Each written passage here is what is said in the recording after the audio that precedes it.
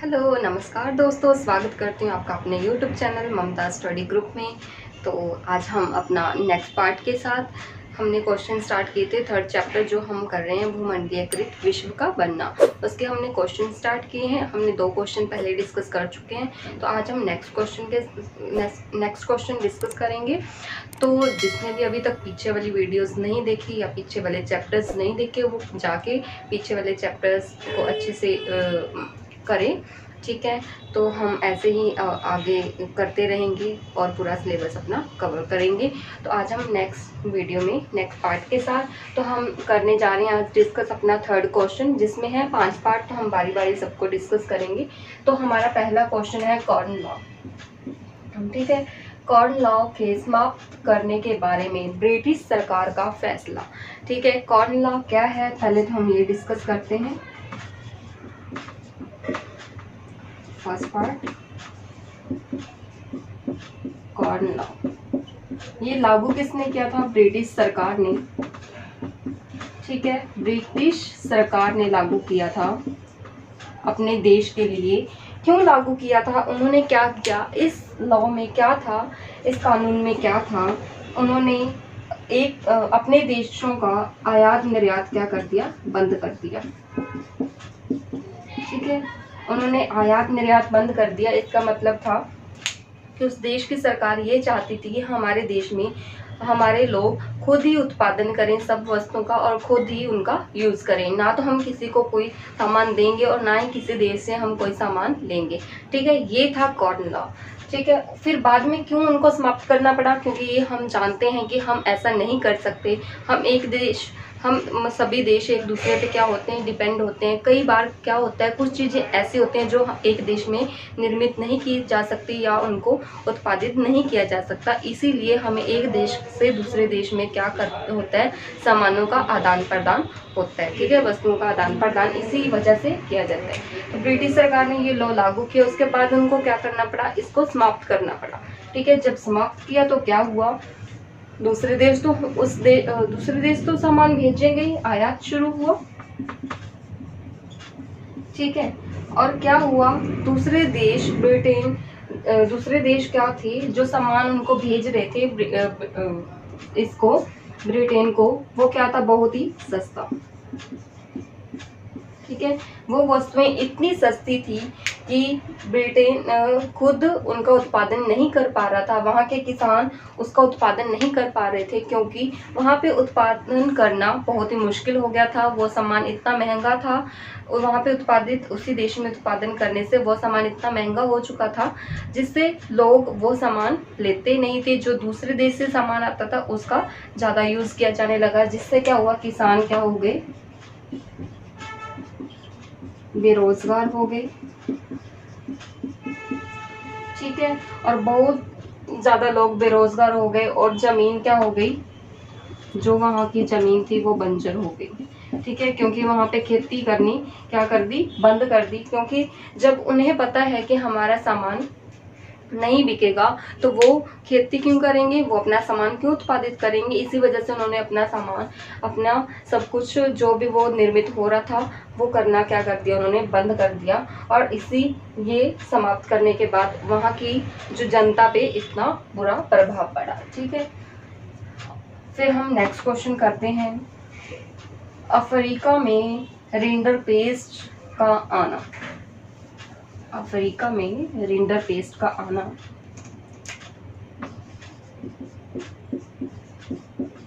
Rinderpest, सबसे पहले तो हमें ये पता होना चाहिए रिंडरपेस्ट क्या है। ये क्या थी? एक बीमारी जो किनमें थी? ये एक बीमारी थी जो किनमें थी? पशुओं में, ठीक है। पशुओं को क्या भी बोला जाता है? मवेशी। ये मवेशी बीमारी थी जो पूरी तरह से पशुओं को क्या कर दिया? समाप्त कर दिया, ठीक है। ये कब आई थी? 1880 के अंतिम दशक में। इस बीमारी से अफ्रीका देश बहुत ही ज़्यादा प्रभावित हुआ। ये 1880 के अंतिम दशक में आई और इससे क्या हुआ? 90% अफ्रीका के 90% मवेशी, इस बीमारी ने क्या किया, 90% अफ्रीका के 90% मवेशियों को मौत की नींद सुला दिया। ठीक है, इससे क्या हुआ, वहाँ के जो पशु थे, ठीक है, उनको क्या हुआ, वो 90% से ज़्यादा वहाँ के पशुओं की क्या होगी, मौत हो गई। ठीक है, उसके बाद जो 10% मवेशी बचे थे उनको सरकार ने अपने अंडर ले लिया। अफ्रीका सरकार ने क्या लिया, अपने अंडर ले लिया। क्यों?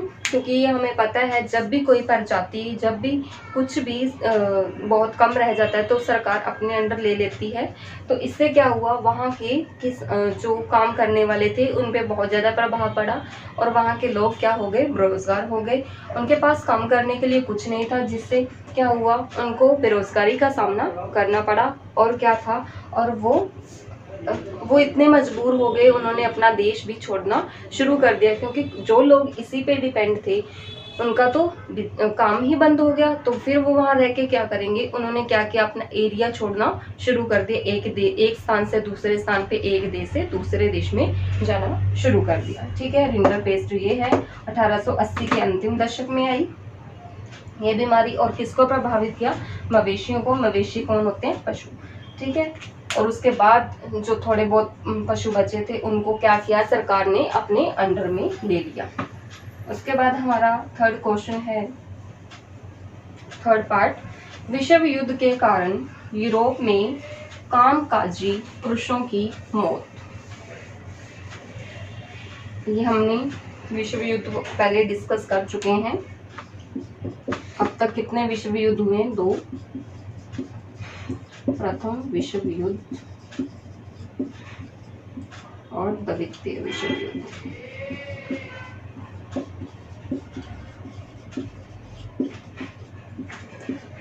कब से कब तक, ये 1914 से 1918 और दूसरा 1939 से 1945। ठीक है, 1914 से 1918 के बीच फर्स्ट विश्व युद्ध और 1939 से 45 के बीच सेकंड विश्व युद्ध। जब भी कोई विश्व युद्ध होता है तो क्या होता है, देश के जो नौजवान होते हैं वही तो भाग लेंगे। जैसे हम बात करें हमारे भारत की, ठीक है, जब जो हमारे देश के नौजवान हैं बॉर्डर पे जो हमारी रक्षा करते हैं, ठीक है, फौजी भाई, तो वो क्या हैं, वो नौजवान ही तो होते हैं। 18 साल की उम्र में उनको क्या किया जाता है, भर्ती किया जाता है।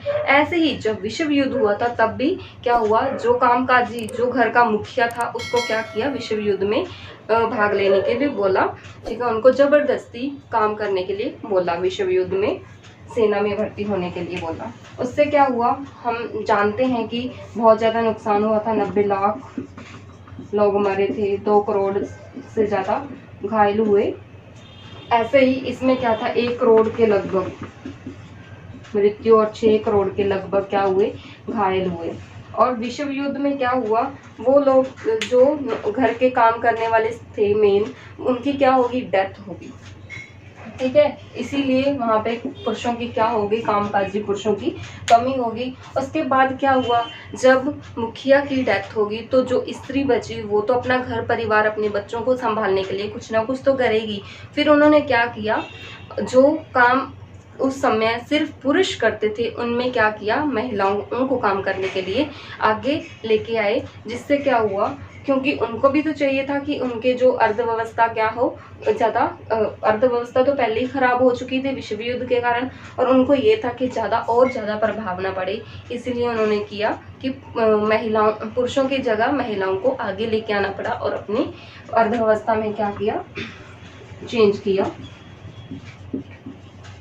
जो पहले काम सिर्फ पुरुषों द्वारा किया जाता था, या ये माना जाता था कि ये काम सिर्फ पुरुष कर सकते थे, इन विश्व युद्धों के बाद वो काम किनको भी कर दिया जाने लगा, महिलाओं को किया जाने लगा। ठीक है, उसके बाद हम डिस्कस करते हैं अपना नेक्स्ट पार्ट।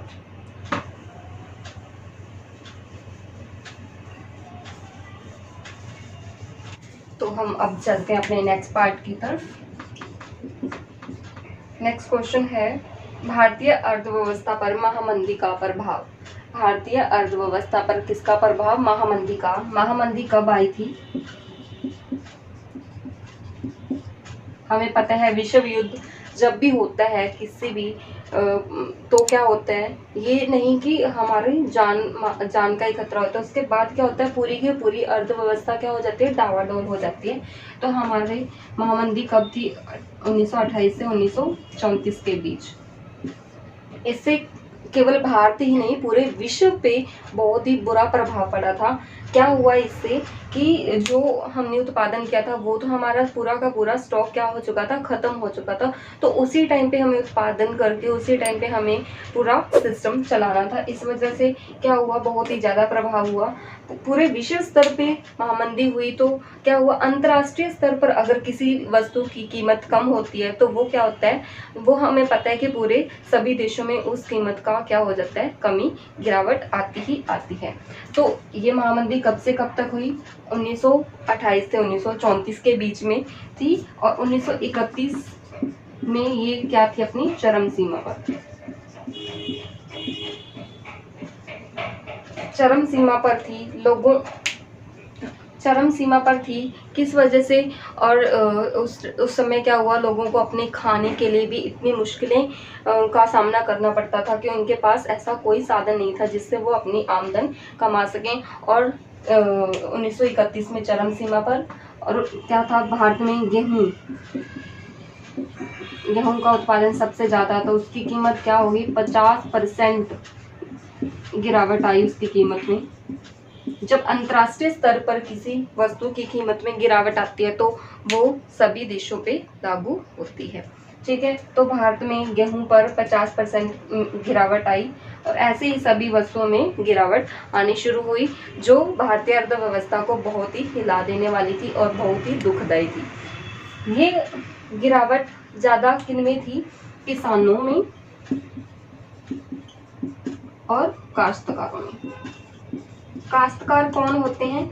जो ये दरी वगैरह, ये चटाई वगैरह इनका काम करते हैं, वो काश्तकार होते हैं। किसानों का तो हमें पता ही है, ठीक है, जो फसलों का उत्पादन करते हैं वो किसान होते हैं। इन दोनों पे बहुत ज़्यादा प्रभाव पड़ा इस महामंदी का, क्योंकि यही तो लोग थे जो अपना कामकाज चलाते थे और किसानों की वजह से ही पूरे भारत को, पूरे जो भी जनसंख्या उनको क्या होता है, भोजन प्राप्त होता है।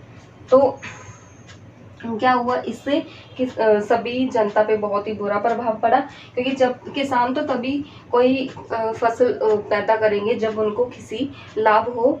तो फिर उसके बाद जब कीमत में भी गिरावट आ गई, उसके बाद भी जो कर देते थे सरकार को, अंग्रेजी सरकार को, ठीक है, उसमें क्या नहीं की गई, कमी नहीं की गई। कर तो उतना ही था, पर क्या हुआ उल्टा, ये देखो विपरीत ये हुआ कि उसकी कीमत में तो गिरावट आ गई पर कर में कोई कमी नहीं की गई, जिससे क्या हुआ, बहुत ही ज़्यादा प्रभाव पड़ा किसानों और काश्तकारों पे। और जो रेशम था उस पर क्या हुआ, 60% गिरावट आ गई, जिससे ये किसी भी वस्तु का उत्पादन नहीं कर पा रहे थे। ठीक है, उसके बाद हम डिस्कस करते हैं अपना नेक्स्ट पार्ट। बहुराष्ट्रीय कंपनियों द्वारा अपने उत्पादन को एशियाई देशों में स्थानांतरित करने का फैसला। बहुराष्ट्रीय कंपनियां थी, उन्होंने क्या किया, जो उनका उत्पादन, जो उनके उद्योग थे, उनको स्थानांतरित करने का फैसला लिया, जो एशिया के देश थे। और इसका सबसे ज्यादा फायदा किसे हुआ, चीन व भारत को। चीन व भारत ऐसे देश थे जो बहुत ही अधिक उत्पादन करते थे, किसी भी वस्तु का बहुत ज़्यादा उत्पादन करते थे। इसीलिए इन्होंने क्या किया, कोई भी कंपनी वहीं अपना पैसा इन्वेस्ट करती है जहाँ से उसे पता है कि उनको क्या हो, फायदा हो, उनको बेनिफिट हो। ठीक है, तो इसीलिए इन्होंने क्या किया, चीन व भारत पे बहुत ज़्यादा अपना इन्वेस्ट किया और इसी वजह से इन दोनों देशों को बहुत ज़्यादा क्या हुआ, लाभ प्राप्त हुआ और लोगों को ज़्यादा से ज़्यादा काम मिला।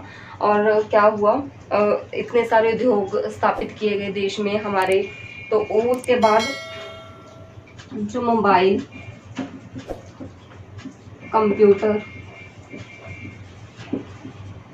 टीवी, ऐसे ऐसे उद्योग हमारे देश में स्टार्ट किए गए जिससे क्या हुआ, लोगों को ऐसी वस्तुएं बहुत ही कम मूल्य पे भी प्राप्त होने लगी। जब हमारे देश में किसी वस्तु का उत्पादन होता है तो क्या होता है, वो हमें थोड़ा सा सस्ते दाम पे मिलती है। इसी वजह से हमारे देश में जब ऐसे ऐसे उद्योग लगने शुरू हुए तो क्या हुआ, सभी लोगों को बहुत ज़्यादा फायदा हुआ और बहुत सारे लोगों को क्या प्राप्त हुआ, रोजगार प्राप्त हुआ।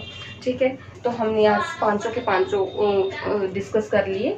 तो इसको आप अच्छे से देखना, अच्छे से समझना, और ये स्टोरी टाइप में आप याद करते रहेंगे तो आपको बहुत ही आसान तरीके से याद हो जाएगा। इसीलिए मैं ज़्यादा आपको वो नहीं करवा रही, तो मैं आपको एक स्टोरी टाइप में बता देती हूँ कि जिससे आपको थोड़ा सा आसानी हो। बाकी करना आपको खुद को है, तो अच्छे से करना है। और जिसने भी अभी तक चैनल को सब्सक्राइब नहीं किया तो सब्सक्राइब करें और ज़्यादा से ज़्यादा शेयर करें। आज के लिए इतना ही, कल मिलते हैं अपने नेक्स्ट वीडियो में नेक्स्ट टॉपिक के साथ। तब तक के लिए अलविदा।